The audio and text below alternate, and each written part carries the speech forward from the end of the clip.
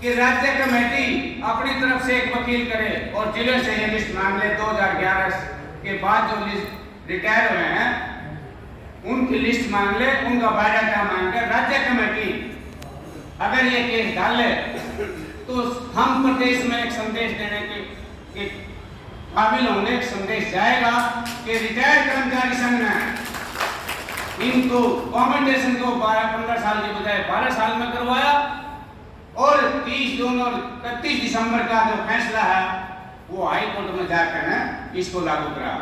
साथियों, लंबी चौड़ी चर्चा न करता हुआ, हरियाणा प्रदेश में 10 लोकसभा की सीट है, लेकिन करनाल के जिले का दायित्व तो दुगना है।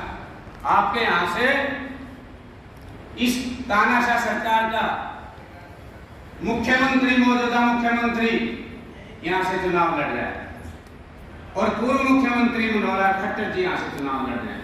अगर आप दोनों को चुनाव हरा देंगे तो 101% आपकी 500 मांगे लागू होंगी। साथियों, जुलाई और अगस्त में रिटायर्ड कर्मचारी संघ एक तीखा आंदोलन करेगा इनके बाहर और इनको अपनी औकात का पता इस इलेक्शन में लग जाएगा और आने वाले विधानसभा में 3-4 महीने के बाद जो चुनाव होंगे उससे पहले आपकी मांगों को रिटायर्ड कर्मचारी संघ मंगाने का प्रयास करेगा और ये अपनी मजबूरी में आपकी मांगों को मांगेंगे। ज्यादा न कहते लंबी थोड़ी बात न कहते। जय संघर्ष, जय किसान। धन्यवाद बलवान जी का। थोड़े ही टाइम में घड़ी बात बता दी साथी ने तो कितनी जल्दी में मरने वाला नहीं और बलराज तो पहले मेरा नंबर आ गया नहीं के ठीक है, बढ़िया बात है, बढ़िया बात है,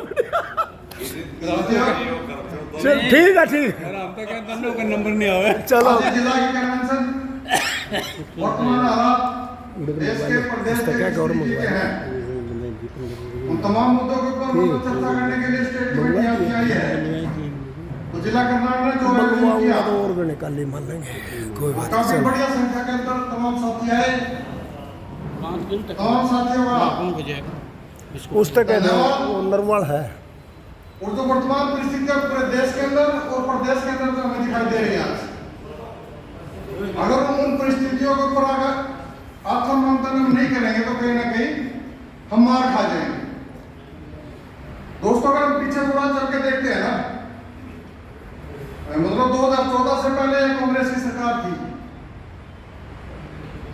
कांग्रेस की सरकार मतलब प्रदेश से और देश से इसलिए गई कि इसके ऊपर काफी सारे भ्रष्टाचार के केस बढ़े।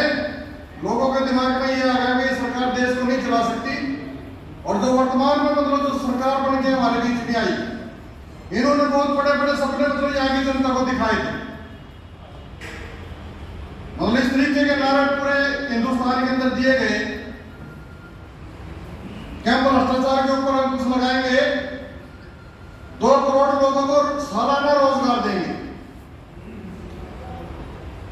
और पूरे प्रदेश के अंदर जो रोजगार की जो स्थिति है उस रोजगार की स्थिति को कहीं ना कहीं मतलब कंट्रोल में करने का प्रयास करेंगे।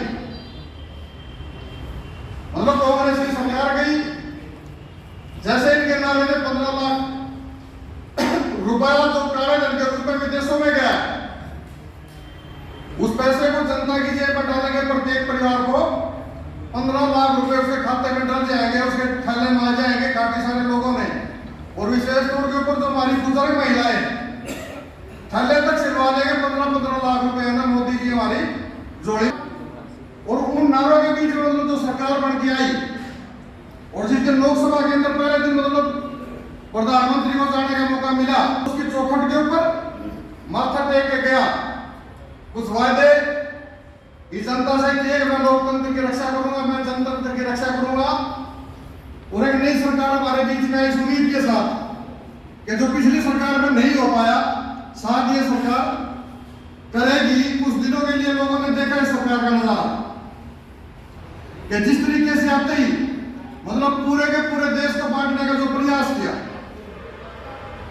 मतलब हिंदू के मुसलमान के बीच में मोहब्बत जी के केस कितने सारे हुए। मतलब जो गौ के जो व्यापारी थे उनके ऊपर किस तरीके के हमले हुए, उनको किस तरीके से मारा गया, ये पूरे प्रदेश की जनता ने मतलब देखा, पूरे देश की जनता ने इस चीज को देखा। और जब सरकार का ग्राफ डाउन होने को गया और 2019 का चुनाव हमारे बीच में आया, इसके बीच में पुलवामा का कांड हो जाता आप लोगों ने देखा। और वो पुलवामा का कांड भी इस तरीके का कि जिसमें हमारे 44 मिलिट्री के साथी शहीद हो जाते हैं। वो बच्चे किसके थे? वो तमाम के तमाम आप लोगों के परिवार से थे, सारे के सारे बच्चे।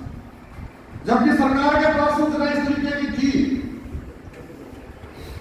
कि ये जो पुलवामा के अंदर जो मतलब मिलिट्री जो आ रही है, इसको रास्ते मतलब रोड से ना लाकर इसको फ्लाइट से लेके आ जाए, परंतु सरकार ने उस चीज को माना नहीं, बाकायदा से रोड से लेके आए। वो तमाम के तमाम साथी मतलब बम ब्लास्ट के अंदर सारे के सारे साथी मारे गए। उसका फायदा सरकार ने उठाया। 5 साल के लिए सरकार फिर आप लोगों के बीच में है। मतलब जो सरकार 2 करोड़ लोगों को रोजगार देने का वादा कर रही थी, अब 10 साल के अंदर कम से कम 20 करोड़ लोगों को रोजगार मिल जाना चाहिए था। रोजगार देने के बजाय सरकार ने किया क्या? मतलब आजाद हिंदुस्तान के अंदर पहला ये इस तरीके का प्रधानमंत्री हमारे बीच में है कि 10 साल के अंदर एक भी सरकारी क्षेत्र का निर्माण नहीं हुआ। मतलब जो हमारे संविधान नामे दिया और जिसमें बाकायदा से यह अंकित किया गया कि अगर हिंदुस्तान रहेगा तो उसके लिए जरूरी है कि सरकारी क्षेत्र का निर्माण, सरकारी क्षेत्र का निर्माण बाकायदा से संवैधानिक व्यवस्था वो बढ़ाएगी। और जो सरकारी क्षेत्र का निर्माण यहाँ पर हुआ, करोड़ों लोगों को मतलब सफाई रोजगार मिला। उसके बाद सरकारें आती रही, सरकार जाती रही, परंतु कोई भी सरकार इस तरीके की नहीं रही कि जिसने किसी भी सरकारी क्षेत्र का निर्माण ना किया हो। सिवाय बीजेपी की वर्तमान जो सरकार है और जिसके मुखिया या हिंदुस्तान के अंदर मतलब नरेंद्र मोदी जी, पहली बार ऐसा हुआ कि तमाम का तमाम सरकारी क्षेत्र, चाहे वो बीएसएनएल का था, चाहे वो रेलवे का है, चाहे वो डिफेंस का है, चाहे वो हिंदुस्तान के अंदर काम कर रही है, मतलब तमाम की ऐसे लोगों को देनी शुरू कर दी जो कहीं ना कहीं बीजेपी के पक्के दोस्त थे, उद्योगपति बड़े बड़े, जस्ट लाइक अडानी और अंबानी जैसे जो लोग थे। मतलब बीएसएनएल को इस तरीके का काम किया गया कि बीएसएनएल के लोगों को वॉलंटरी रिटायरमेंट दी गई, बीआरएस जिसको हम बोलते हैं, इसलिए कि बीएसएनएल के अंदर अंबानी को लेके आना था। प्रधानमंत्री मोदी ने बाकायदा से बुला के ये कहा